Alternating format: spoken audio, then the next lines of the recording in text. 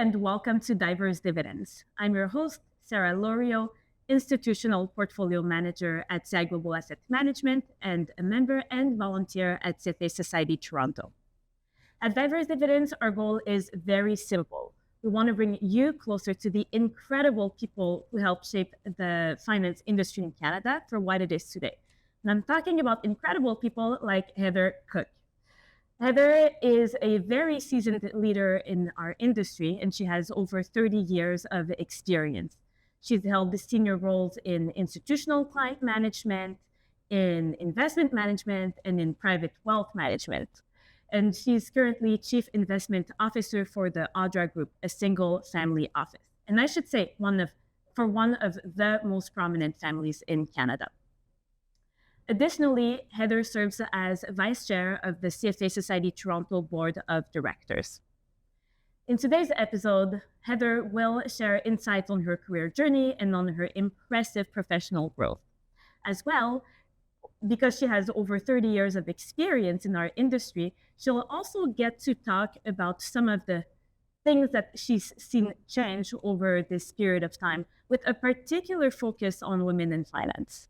I personally think that there's a lot that we can learn from Heather, and I'm very, very eager to get the conversation started. Thank you for tuning in to Diverse Dividends, where a small investment of your time and attention will yield invaluable insights and knowledge. Heather, thank you so much for being here with us today. So as a first question, I thought that we could start with how it all started. So would you be able to share your career journey and how it led to your current role as Chief Investment Officer for the Audra Group? Sure.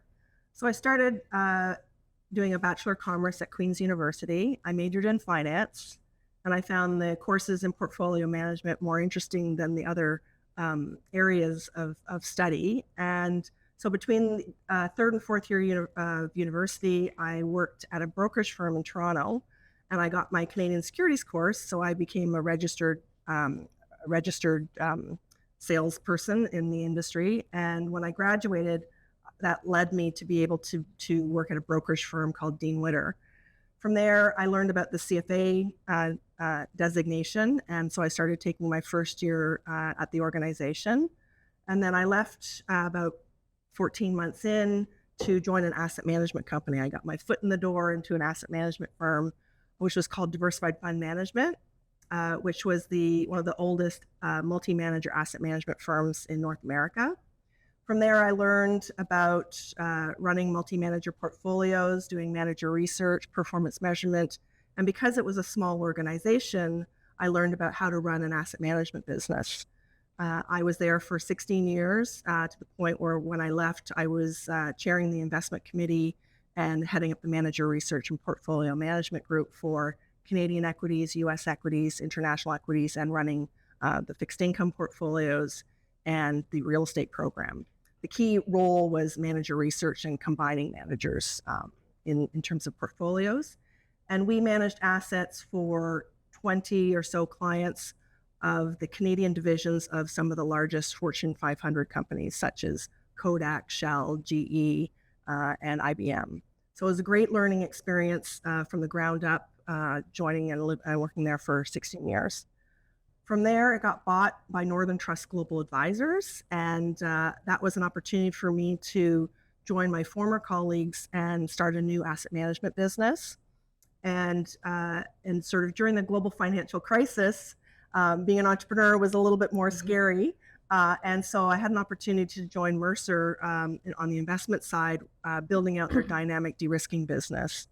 And at that point, it was very interesting because I started learning about the liability side of money management and working with pension funds on the liability-driven investing approach. I built that business out at Mercer for 3 years. And then I had an opportunity to work with a company that was based in Switzerland that was building out their Canadian business here. It was called Unigestion. And I helped grow that business to about $2 billion in assets with another colleague in Canada. And from there, I learned about risk factor investing and private equity investing in funds, secondaries, and co-investments. And then I always had a stretch goal of wanting to be a chief investment officer. And so Fiera Capital at the time approached me to become their deputy chief investment officer here in Canada. And that gave me a great opportunity for a large platform to learn about private equity, private debt, infrastructure, more strategies in real estate, mortgage lending. And so that broadened out my capabilities across all different asset classes. And then I got approached by a recruiter they were looking for somebody to be the inaugural CIO for a new family office for 2 branches of this well-known family in Canada. And so the Audra Group was formed, and I was their first investment professional. And because I have an entrepreneurial background, I have knowledge about a lot of things in terms of a broad array of asset classes. I was able to build out over the last 5 years a very robust investment platform, build a team, and that's what led me to be the chief investment officer at the Audra Group. Well, that's wonderful. And I mean, first of all, congratulations on a very impressive career journey. And I love how you've mentioned every learning that you made along the way. So that's very interesting. So you've mentioned a very interesting term, stretch goal. I love it. Can you expand on what it means? Yeah, I think if you don't have a stretch goal of where you want to go, it's like going on a journey. I talked to you guys about just coming back from a trip, but if you don't know where you're going to go, how do you plan for that journey? And so a lot of people, their careers sort of evolve as they go. But I learned early on at Northern Trust Global Advisors that to be at the top of a multi-manager investment firm, the stretch goal on the investment side was the chief investment officer. And so to become that CIO, you need to have a broad array of skills. And so every pivot and opportunity I've taken going to work at different companies, I've built new skills and new learnings. And so that's enabled me to have a very diverse background so that, there's no asset class that I haven't had a little bit of knowledge about or can find somebody that knows a lot more about it than I do because of the network I've built. And so that's why I think stretch goal is really important because you got to plan your journey. You got to build those skills, and education and learning gets you to those opportunities. I absolutely love it, and I will keep that for my records. So taking a step back, you mentioned that you did a Bachelor of Commerce, and you just started your journey in finance pretty much right away. But taking a step back, why were you interested in investment management and in the CFA program? Because you are a CFA charter holder. I guess it all starts from my background. My father was a professor of evolutionary biology, and my mother was very much focused on, she was a career woman early on in her life, which is not common in those days. And she taught us to be independent and to be able to take care of ourselves. And so we were, my sister and I were always very good at math. And, the whole story of, when I grow up, I want to marry a millionaire kind of scenario. She's like, why don't you become one yourself? And I was like, well, wow, I didn't think that was an opportunity. So, the way to do that is actually learning how to manage your own money. And it's also a very good life skill, even if it's not a profession that you go into. So those sort of early educational, foundational, you can do it kind of scenarios led me to going into commerce and enjoying those finance courses more fully than, say, the accounting and marketing degrees. A lot of women that I went to school with did go into that area, and less women went into finance. But I enjoyed the finance part. Oh, that's wonderful. And it's so interesting to see how, role models or influences in general, they can be anyone, and you can find them anywhere. And sometimes it starts at home with your parents. Absolutely. So that's wonderful. So you've been around for a long time, 30-year career in finance. So looking back, what have been some of the key milestones or pivotal moments in your career that shaped your path to getting to where you are today? Yeah, I think a key one was learning about the CFA designation. I mentioned I worked at a brokerage firm when I first started. It was not a very welcoming environment for women. And so I started taking the CFA designation, but I knew that I wasn't going to survive and stay in a very male-dominated environment at this organization, I had a boss there who said, we want women to answer the phones, not the men. And I'm like, I don't understand that, because my commerce class was over 50% women. So all of a sudden I was confronted with this very interesting environment. So I went to look for a new environment, and that was in the asset management company, Diversified Fund Management. The gentleman who was the president, Michael Gallimore, was a CFA charter holder, and he interviewed me.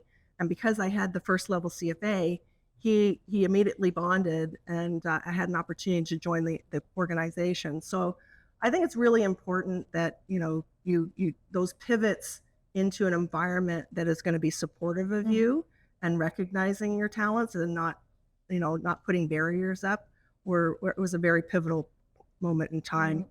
The two partners there, Michael Gallimore and Bob Mitchell, I call my industry dads. They taught me a lot about the asset management industry. It was a small organization, and so you learned everything. I got stretch assignments, opportunities to advance and be trusted with very senior level research projects at an early stage. So that was a really pivotal learning experience for me, and they were very supportive of growth at the organization. So that was a key one.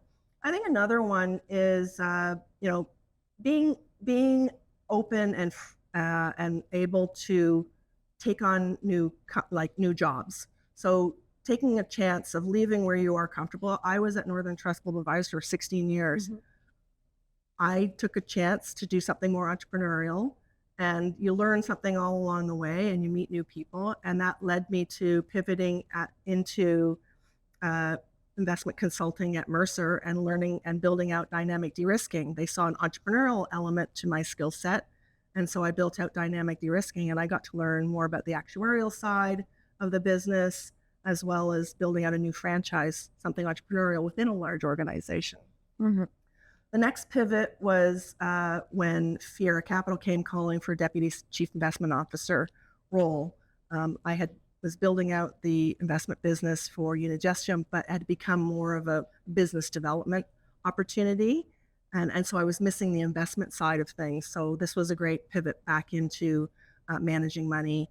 And the Fiera opportunity gave me a diverse array of asset classes to learn about and build products for, and learn how to raise capital. So that's a new skill set. And I think that's important for women too. A lot of times in the investment industry, women on average, I'm going to say, tend to focus on the cost centers of the asset management industry. And I think the way to sort of broader and more successful careers in the investment industry is through the revenue side. So portfolio management, business development, and you're getting into those senior roles, because in portfolio management, you have to raise capital to manage money in many cases. And so your success as a career depends on your ability to do that. And so it's a good skill to learn. So those are very pivotal areas. And that led me to a recruiter seeing my background. I talked about the stretch goal I had as a CIO. So building all of those skill sets, I call that resume scaping. That's another, I'm not going to use a sports analogy because that's a male way of describing things. But I talk about resume scaping, building those skill sets to what you want to achieve at that stretch goal. And that enables your resume to read for a particular job opportunity. And the recruiter noticed my LinkedIn profile with the skills that I had, and they were looking for somebody that had a broad array of investment capabilities, but also somebody who could build something. And so that's how my resume scaped into the CIO role. No, that's so interesting. So you had a stretch goal, you were open to new opportunities, and you were being very strategic in how you were, trying to get to your stretch goal. That's great. Exactly. I think, having a Bachelor of Commerce degree allows you to learn about being very strategic in terms of creating your business. I think it's also, what you would call brand management now. Like you're trying to create a profile of yourself to be successful in this industry. And if you don't have a plan, it's very difficult. If you can't do it, no one else is going to do it for you. That's very true. That's very true. This episode of Diverse Dividends is brought to you by CFA Society Toronto's 4th Annual Women in Finance Conference. The event is taking place on February 27, 2025 at the Arcadian Loft. To learn more about the conference, visit cfatoronto.ca. So you are Chief Investment Officer for a single family office, as we've mentioned. However, if I had to take a guess, I would think that some of our listeners might think that being a Chief Investment Officer typically works for an asset manager or a pension plan. So would you be able to discuss some of the similarities and differences in being a Chief Investment Officer for an asset manager versus for a single family office? Sure. I think the more traditional view out there was a chief investment officer as an asset management company. An asset management company could be a single asset management company, so an equity shop or a fixed income shop. And typically a chief investment officer in those roles are people that have grown up in one single asset class, and they may be an expert in analyzing fixed income or equities, and then they become a portfolio manager of fixed income or equities, and then they rise up to become a chief investment officer. That's a very focused asset class specific CIO. The other aspect of working as a CIO for an asset management company is there's always a for-profit element to it. You're running a business, so you have to go out and win clients, raise capital, and manage that portfolio well relative to benchmarks. At a pension fund, so I advised and managed money for a lot of pension funds. A CIO at a pension fund, say the Maple 8 organizations here in Canada, they rise up through their asset class verticals, and then they take on greater and greater roles within that organization. And they're managing a portfolio for one specific purpose, is to defease the benefit liability for their membership. And that's not a for-profit business either. That is you're managing to manage to the liability of the pensions. For a family office, it's very different. Family wealth is generally made by somebody, a founder of a company, being very concentrated and becoming very wealthy, doing one thing, like a operating company, or maybe they were real estate investors and had a business. And at some point, they've either sold their business or they still maintain their operating business, but the wealth has grown, and you're managing that capital for the intergenerational benefit of future generations, current and future. It could be a first-led founder family office, or it could be multiple generations into that family. And some family offices are focused more on private equity because the founders were very interested in running businesses, and that's where they made their wealth. Some are focused more on real estate because that's where they made their wealth. When you're into third and fourth generation capital, generally you're focusing like a pension fund. You're managing a diverse pool of capital, and you have to have a broad array of investment capability, skill set, but you're managing for one family. And the task is not a for-profit business. You're not trying to raise capital or sell your capabilities to anybody else. You're just managing capital for the family. They may have different needs and objectives or interests. And so it's slightly different. And each family office can be very different depending on how they've formed. The family office that I work for is it plays on my institutional background on the multi-asset class and multi-manager total portfolio solutions. And so that level of institutional quality asset management is what they were looking for in terms of building out their portfolio. Wonderful. So related to that, what skills are required to become a chief investment officer? Well, as I said, I built out career. So in terms of different skill sets, family office, you're looking at being able to research and evaluate investments, whether it's investment managers, investment funds. You have to understand how to put them all together. So the strategic asset allocation and how to deploy capital. You're having to understand the quantitative and qualitative aspects of how to evaluate money managers and partners. Sometimes you're also looking at individual deals and being able to evaluate whether it's a good opportunity.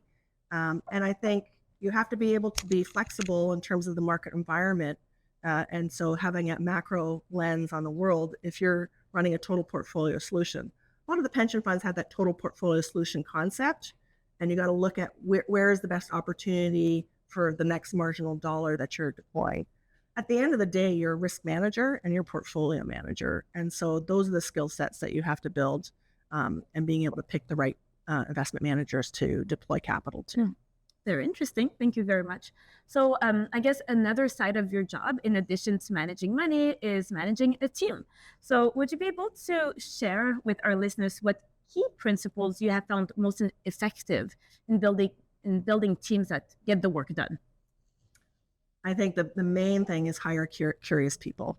There's a lot of smart people in our industry. Having a CFA designation doesn't hurt because it helps understand the background that people have gone in terms of training. But I like to hire smart, capable, curious people. I like to give them the opportunity to thrive. So a collaborative environment. I tend to be more of a coach player as opposed to, a manager.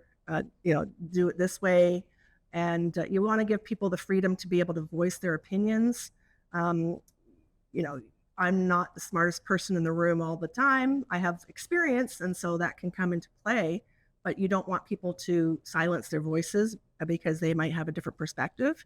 So bringing diverse candidates into the knowledge pool of my teams is very important. I also like to, people like to be appreciated. I've had many bosses over the years, and which ones are good and which ones are bad. You can learn a lot about what to do well from the good ones, and you can also learn what not to do from the bad ones. And so I'm a big believer in praising in public and providing constructive criticism in a quiet space, one-on-one. And so that allows people to be confident, to be able to learn and grow and be confident in communicating with you. You don't want people to be quiet. But I love curious candidates. And, obviously they have to have a little bit of a competitive spirit as well. I think in our asset management industry, where a lot of people are quite competitive as well. Yeah, that's so interesting. And I think that you've outlined the main differences between being a manager and a leader. And that's wonderful. Thank you for sharing. As a woman in a high-level role in finance, what unique challenges have you faced, and how did you overcome them? Yeah, I think early on, our industry was not as ready for women in the industry. I graduated from commerce, and as I mentioned, there's 52% of my commerce class were women. And so coming to the asset management industry, where the numbers are quite, different, I think it was like 80-20.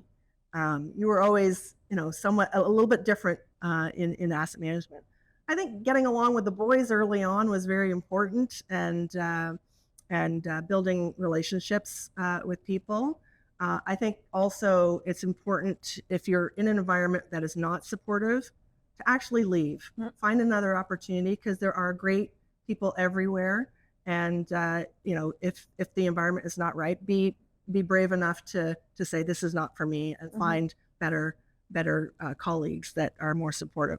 I think in general, the institutional asset management industry in Canada is very professional, and so I didn't really have a lot of negative experiences.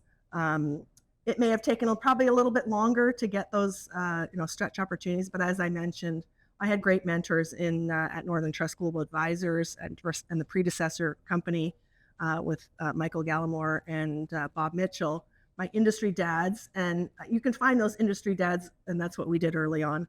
I think the other thing that women in the early days in the industry did was we created our own networks, because you couldn't create your own working groups or supportive women networks within individual organizations, because there just wasn't enough of us. So there's an organization called the Ladies in Pension Services, LIPS, which we would get together every once in a while for lunches and share ideas. And so you created that informal network of people that you could talk to for advice.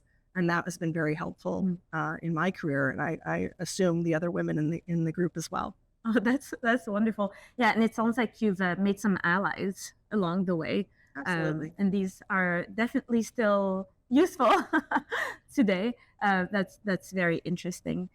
So you have been in the industry for over 30 years, as we've mentioned, and I'm sure that you must have seen a lot over that period of time. You've been through multiple market crashes. You've seen interest rates being up the roof, down to the ground. You've seen technological advancements, and I could go on and on. But I think I'd be remiss if I didn't mention the evolution that took place when it comes to women in finance. So would you be able to comment on how you've seen the industry evolve from that perspective? Yeah, I mean, the industry has changed a lot. So, early days, asset management was pretty much dominated by large insurance companies and bank run asset management organizations. Then you had the evolution of the boutique firms. Consultants started building portfolios with diversified styles. And so you could have like a value manager and a growth manager and multi manager portfolios. That led to the rise of the boutique asset management companies and consultants advising on that. That led to a broader array of firms, and so for women, that was also an opportunity for more organizations to go and work at. Mm-hmm. And so there was lots of broad opportunities in client service, portfolio management, manager research, investment, stock research, fixed income. And so as the evolution has happened, more women have engaged in different areas of the asset management industry, and you've seen just a broad array of opportunities. If you talk to anybody that's been in the industry 30 years, like myself, everybody has a very different career path at mm-hmm. where they've got to. And there's now like a camaraderie of women that are our CIOs, and each path is very different because there's just had been more opportunity set. What is interesting about the asset management industry now, and you talked about the rise of interest rates. So interest rates were very high and then they came down. So that led to a bull market in bonds. A lot of women went into fixed income and actuarial work. And then when interest rates bottomed out, pension funds had to start pivoting into private markets. And so now you're seeing a lot more of the private asset classes looking to have more diverse colleagues in private equity, private debt areas. And so again, you've got a broader array of asset classes that people use as a toolkit to build portfolios. That's also led to more opportunities for women in different areas of the marketplace. And so it's interesting how the industry, to me, is kind of going full circle back, where you're having the rise of the large private equity firms now buying insurance companies because they want that long-term capital. And so you're going full scale back into the rise of larger asset managers and large insurance companies managing more of the capital. So if you've been in the industry long enough, you see the full circles come around again. That's so interesting to get your perspective on the big picture, which I don't think is something I would be able to do. I'd have to, do some research. They talk about, stocks and bonds being, negatively correlated, but that was only when interest rates were really low. I mean, I was doing asset allocation studies in the 90s, and, bonds and stocks were 30-40% correlated. So it's funny to hear the narratives now. It's like, well, no, that's not always the case. Mm-hmm. So if you've been around a long time, you see these narratives. Sometimes they're named different things, but they come back again. Yeah. Theory versus practice. Exactly. So how do you think that the previous generation helped open doors for the next generation of women? I think being capable. I think we've shown that we can manage money. We've shown that we more diverse opinions create better outcomes. There's studies that show that. And so I think paving the way for women in the industry, there's more women that are hiring other women. Before, you'd have to convince somebody else to hire you and be the better candidate. And so I think that just the sheer tenacity of women in our industry, sticking it out and showing and proving that we have a place at the table and can manage money well, and we're good risk managers, and we can work with clients. And so, seeing shows other people that it can be done, and now it's more likely for women who are interviewing for jobs to also be interviewing with women, which wasn't necessarily the case when I started this industry. Well, I have to say thank you for everything that you do, and I'm very grateful, because I know that women like you that helped pave the way for women like me and many of our listeners, I'm sure. So one more questions. What are some of the key trends or changes in the investment management space that you are most excited about? Yeah, I think there's two that are kind of interesting right now. So the rise of generative AI is going to be quite a game changer in terms of how we manage money and how we do our day-to-day jobs. There's a lot of things that we can do more efficiently that'll free up our thought processes to think about the bigger pictures. Technology is not going to be able to predict the future, just like, we're not be able, not always great at predicting the future, but if we can spend more of our capital, our mental capital doing that and less on the backward looking things or the things that can be done more efficiently, it could democratize asset management a little bit more. I think back on the trend of democratization too is the private market. So the rise of more private assets into portfolios and having access to that through private wealth channels. That's a new trend that is gaining traction. And if you think about it, studying financial history is really important. Before the stock exchanges existed, most capital was private. So it's not an alternative asset class, it's the original asset class. And so we're going back to this, more portfolios and private assets, but it'll be accessible to more people. And so I think those two trends are sort of the interesting trends that are going on. And I think the CFA Society and the Institute is recognizing that and building in more curriculum related to those areas with the three paths, to the level 3 exams and education that we bring forward to the community here. So Heather, you are involved with CFA Society Toronto. In fact, you serve as vice chair of the CFA Society Toronto Board of Directors. Can you tell us how you first got involved? Sure. At some point during your career, you're so focused on your building of your career and building out your network, and at some point you want to start giving back. And for me, when I started thinking about volunteering, I said, what are the key areas of volunteerism that I was most interested in? And because education has always been a big part of my life, my father being a professor and my mother focusing a lot on the education within my sister and I thought education was a great opportunity. And what organization did I know the best about was the CFA Society Toronto. I had gone to a lot of their events. They were run well. So I first got involved in the Risk Management Alternative Committee, building out great events in the alternative space. And that led to a chair position at the Institutional Asset Management Committee. I was obviously involved a lot in the institutional business. And so we ran the annual pension conference and ran great events and got great speakers there. So just working as a volunteer for a number of years, that led to opportunities for leadership and education outside of what I was doing at work. And then the board opportunity, they were looking for new candidates. And I thought, why not? I'll apply. And that led to me becoming a board member probably 3 or 4 years ago. And then last year, I became the vice chair.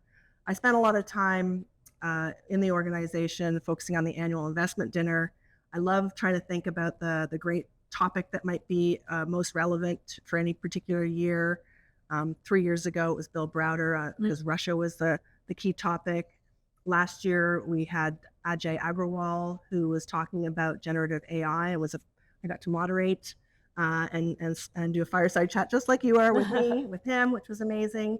And then this year we had Hank Paulson because geopolitics and macro risks were a key theme, and we had a great event. So that's a lot of the where I focus my time. But it's been very rewarding because you meet other people outside of your work, and you also give back. And I have to mention that Heather was also involved with the very first edition of CFA Society Toronto's Women in Finance event 4 years ago.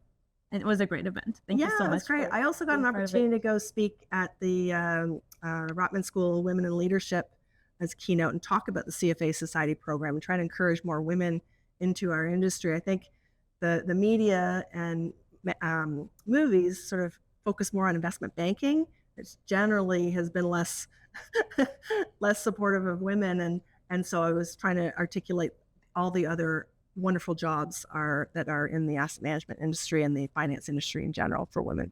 Well, it's clear that you are having an impact. So Heather, we have now gotten to the dividend portion of our interview. So on this series, we have a tradition, which is where we ask our guests the same 3 questions. I call them dividend questions, but they're really rapid fire questions. Are you ready? I guess so. Wonderful. Okay, number 1. What do you love about what you do? What I love about what I do is working with smart people. I get to learn every day. Every day is different, and the asset management industry is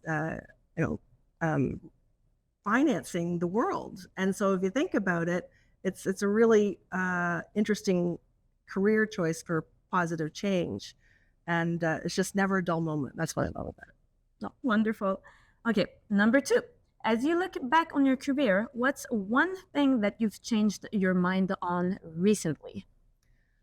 I think the pandemic was quite interesting because I think before a lot of people would say strategic asset allocation is really important and timing the market is challenging, so don't do it. But if you have a major exogenous risk factor that comes into the market, and as you said, I've been in the market long enough that I've had 3 major downturns. These are opportunities as well as challenges, and you should lean into those opportunities because in 5-10 year time, those were good buying opportunities. And so sequencing of when you deploy capital matters, and our whole industry focuses a lot on time-weighted rates of return relative to a benchmark. But clients, families in particular, they're living off of internal rates of return. Mm-hmm. How much, when you deploy the capital and how it gets invested.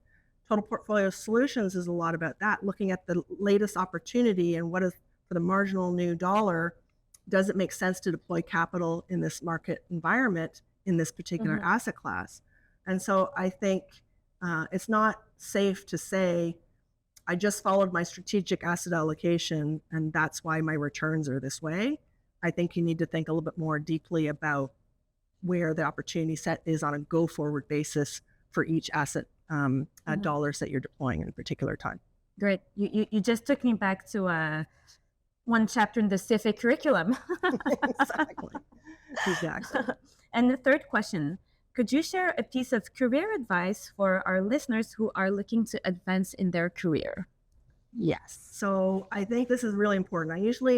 When I'm mentoring people, I usually have 3 key things that I talk about. Firstly, it's back to that curiosity thing. Always learn. Always keep learning. The market's changed all the time, and so there's never an endpoint to knowledge. People can take away your jobs, they can fire you, do whatever, but they can't take away your brain and what you've learned. So it's really important to stay and continue education, and that's why I love working with the CFA Society Toronto, which continues to help promote education. The second thing I talk about is we spend the first part of our careers building technical skills. So the IQ of being in asset management. If you want to get to the next level, you need to think about the EQ and the relationship capital. And so, and you also need to be able to be a good communicator. The world is full of very smart people that don't know how to communicate their ideas and they just never get heard. And so one of the books that I recommend most people to read is As We Speak, How to Make a Point and Make Your Message Stick. I'm probably saying that wrong, but the book is by Peter Mayers and Shan Nix. And it's a small book, it's worthwhile reading, and it really teaches you how to present a message and make it stick. And I found that invaluable in my career, and I'm sure everybody will enjoy that book. And the 3rd piece of advice is to watch a video. It was the 2017 CFA Institute annual conference, and it was by Carla Harris. And Carla Harris is a senior advisor to Morgan Stanley. She's an African-American woman. I think she's a Renaissance woman. She's the most interesting woman that I've met. And she talks about relationship capital and how you get to the next level.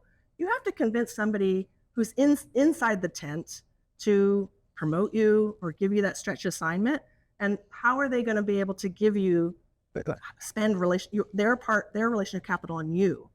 And so her speech at this conference was really insightful, particularly for women and people of minority, and I just found it. I wish I had learned it. I wish I had seen this video when I first started out, because you can save a lot of heartache in terms of lessons learned. And so she's also written books on leadership, Lead to Win, and she's also a singer. She's amazing. So read or listen to anything by Carla Harris. Well, I know that video. Why? Because you shared it with me many years ago. Yes. Yes, and I remember it. It was impactful. Great. Exactly. So that's it for today's interview. Thank you so much, Heather. Thanks for everything that you do. You are truly having an impact. Thank you. I appreciate that, Sarah. Thank you. Great interview. Thanks to everyone for tuning in. Bye. This episode of Diverse Dividends is brought to you by CFA Society Toronto's 4th Annual Women in Finance Conference. The event is taking place on February 27, 2025 at the Arcadian Loft. To learn more about the conference, visit cfatoronto.ca.